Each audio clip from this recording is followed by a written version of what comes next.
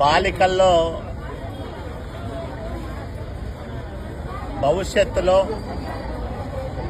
Cervical cancer వ్యాధి రాకుండా HPV vaccine దేశవ్యాప్తంగా కేంద్ర ప్రభుత్వ సహకారంతో ఈ రాష్ట్రంలో చంద్రబాబు నాయుడు గారి ఆధ్వర్యంలో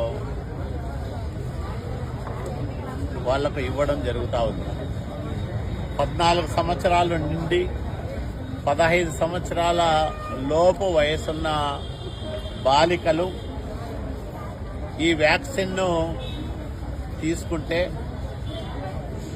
వాళ్లకు జీవితకాలంలో వచ్చే సర్వైకల్ క్యాన్సర్ రాకుండా ఉంటుంది.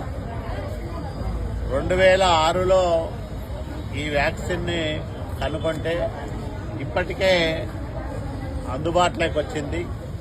దాదాపు 10,000 రూపాయలు ఖరీదు చేసే ఈ వ్యాక్సిన్ని ఉచితంగా ప్రభుత్వ వైద్యశాలల్లో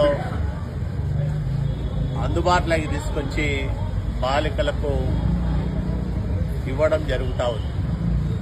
రాయదుర్గం నియోజకవర్గంలో 14-15 సంవత్సరాల మధ్య వయసున్న బాలికలు సుమారు 2,907 ఉన్నారు. వీళ్ళందరూ దశల వారీగా అంటే 15 సంవత్సరాలు నిండక ముందే ఈ వ్యాక్సిన్ తీసుకోవాల్సిన అవసరం ఉంది. ఎక్కువ మందికి 30-40 సంవత్సరాల వయసులోనే మహిళలకు